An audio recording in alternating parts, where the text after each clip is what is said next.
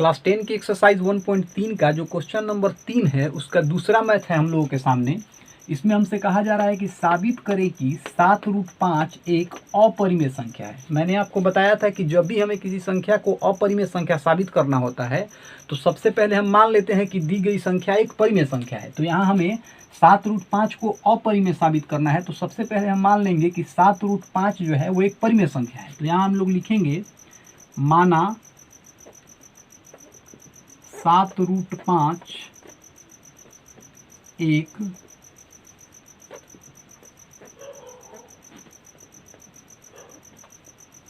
परिमेय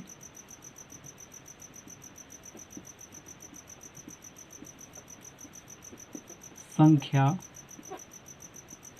है। अब परिमेय संख्या क्या होता है? तो जिस संख्या को हम लोग p बटा q के रूप में व्यक्त कर सकते हैं, जहां q 0 नहीं होना चाहिए, उसे हम लोग परिमेय संख्या कहते हैं। जैसे 2/3 एक परिमेय संख्या है, यहाँ p बराबर 2 है और q बराबर 3 है। इसके पीछे की वीडियो में भी मैंने बहुत अच्छे से समझाया है कि परिमेय संख्या क्या होता है। तो परिमेय संख्या आपको समझ में आ गया, जिसे हम लोग p बटा q के रूप में व्यक्त कर सकते हैं, जहाँ q 0 नहीं होना चाहिए। अब यहाँ मैंने 7√5 को एक परिमेय संख्या माना है, तो हम लोग यहाँ लिख सकते हैं कि 7√5 बराबर p बटा q, क्योंकि किसी भी परिमेय संख्या को हम लोग p बटा q के रूप में व्यक्त कर सकते हैं। अब यहाँ हम लोग लिखेंगे कि जहाँ p तथा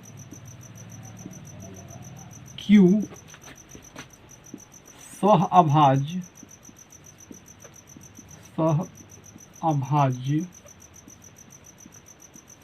पूर्णांक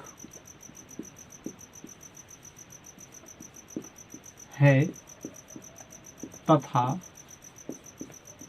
q जो है वो 0 के बराबर नहीं है। अब अभी मैंने आपको बताया कि परिमेय संख्या में q 0 नहीं होना चाहिए। अब आइए हम लोग समझ लेते हैं कि सहअभाज्य पूर्णांक क्या होता है। तो दो संख्याएं सहअभाज्य पूर्णांक कहलाती हैं अगर उन दोनों संख्याओं के गुणनखंड में एक को छोड़कर कोई भी उभयनिष्ठ गुणनखंड शामिल न हो। जैसे अगर आपसे कोई पूछे कि 9 और 13 सहअभाज्य हैं कि नहीं, तो पहले हम लोग 9 का गुणनखंड निकालेंगे। तो यहाँ हमें मिलेगा 1, 3, 9। फिर हम लोग 13 का गुणनखंड निकालेंगे, तो यहाँ हमें मिलेगा 1 और 13। अब 9 और 13 के गुणनखंड में एक ही वो संख्या है जो 9 के भी गुणनखंड में है और 13 के भी गुणनखंड में है। एक को छोड़कर ऐसी कोई संख्या नहीं है जो 9 और 13 दोनों के गुणनखंड में उपस्थित हो। इसका मतलब 9 और 13 जो है ये सहअभाज्य पूर्णांक है। अब आइए अपने मैथ को हम लोग आगे बढ़ाते हैं। अब देखिए हमारे पास है 7√5 बराबर p बटा q। अब यहाँ से किसी तरह से हम लोग √5 को एक तरफ कर देंगे और जितना भी इसके बाद संख्या हमारे पास है उसको हम लोग दूसरी तरफ कर देंगे। मतलब √5 को हम लोग एक तरफ करेंगे और pq और 7 को हम लोग दूसरी तरफ करेंगे। तो यहाँ हम लोग लिखेंगे √5 को यहाँ से हम बाहर निकालेंगे, तो हम लोग यहाँ लिखेंगे √5 बराबर, तो √5 बराबर हमारा हो जाएगा p बटा q और √5 में जो ये 7 सटा है ये पूरे p बटा q के नीचे चला आएगा। तो हमें मिला p बटा q बटा 7। अब इसमें तो अंश और हर है, लेकिन इसमें सिर्फ अंश है, तो अपने मन से यहाँ हम लोग हर डाल देंगे। तो अब हम लोग यहाँ नीचे लिखेंगे √5 बराबर।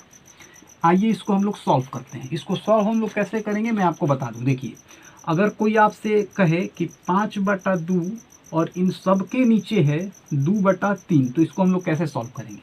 तो हम लोग इसको सॉल्व करेंगे 5/2 को जो कहते हैं वो लिख देंगे, फिर हम लोग गुना का चिन्ह दे देते हैं। अब ये जो 2/3 है इसको पलट देंगे, लिखेंगे 3/2। तो यहाँ हम लोग लिखेंगे 3/2 और फिर इसको सॉल्व कर देंगे। 5 3 15 और 2 दूनी 4। तो ये चीज़ आपको समझ में आ गया। अब यही वाला नियम जो है हम इसमें भी लगाएंगे। तो यहाँ हम लोग लिखेंगे p बटा q ज्यों कहते हूँ गुना, नीचे है 7/1 तो हम लोग लिख देंगे 1/7।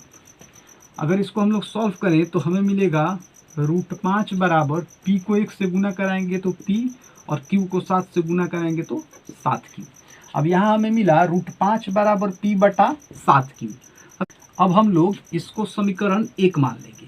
अब यहाँ हमें कुछ चीज़ों को समझना होगा। देखिए सबसे पहले हम लोग समझेंगे कि पूर्णांक किसे कहते हैं। तो जो संख्या पूर्ण हो उसे हम लोग पूर्णांक कहेंगे। जैसे 5 पूर्णांक है, 8 पूर्णांक है, 10 पूर्णांक। यहीं पे 5.2 पूर्णांक नहीं है, 8.3 पूर्णांक नहीं है, या फिर 10.5 पूर्णांक नहीं है। पूर्णांक का मतलब पूर्ण होना चाहिए, जैसे 5, 8, 10, 15, 20 ऐसे, ठीक है। तो यहाँ पे अगर हम लोग देखें तो P और Q को तो हमने पहले ही मान रखा है कि P और Q हमारे पूर्णांक हैं। देखिए P तथा Q क्या है, पूर्णांक है। तो P और Q तो हमारे पूर्णांक हो गए। 7 भी हमारा पूर्णांक है क्योंकि 7 एक पूर्ण संख्या है। अब आप एक चीज़ को ध्यान रखिए, आप जब भी पूर्णांक को पूर्णांक से जोड़ेंगे, घटाएंगे, गुना करेंगे या भागा करेंगे, हमेशा आपको पूर्णांक ही मिलेगा। तो P तो हमारा पूर्णांक है और P के नीचे है 7Q। P के नीचे क्या है, 7Q। 7Q का मतलब 7 गुना Q। अब 7 तो पूर्णांक है, Q भी पूर्णांक है। दो पूर्णांक को अगर हम लोग गुना करेंगे तो अभी मैंने आपको बताया कि हमें एक पूर्णांक ही मिलेगा। इसका मतलब 7Q क्या है, एक पूर्णांक है। तो देखिए P तो हमारा पहले से ही पूर्णांक था और 7Q हमारा पूर्णांक हो गया। मतलब पूर्णांक बटा पूर्णांक क्या मिलेगा, पूर्णांक मिलेगा। अब ध्यान रखिए, जितने भी पूर्णांक होते हैं, जितने भी पूर्णांक होते हैं वो सारे पूर्णांक परिमेय संख्याएं कहलाते हैं। तो इसका मतलब ये है कि ये जो P बटा 7Q है ये एक परिमेय संख्या है।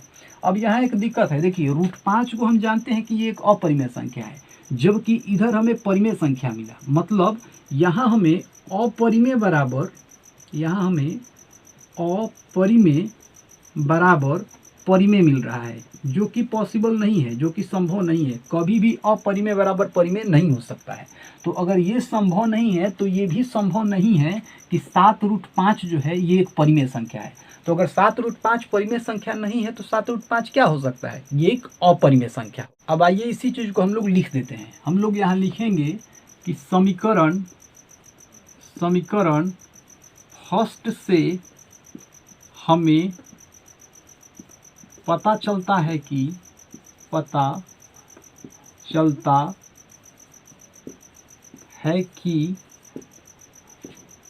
7√5 एक परिमेय संख्या नहीं है, परिमेय संख्या नहीं है। तो जब ये परिमेय संख्या नहीं है तो क्या हो जाएगी, ये अपरिमेय हो जाएगी। तो लिखेंगे अतः 7√5 एक अपरिमेय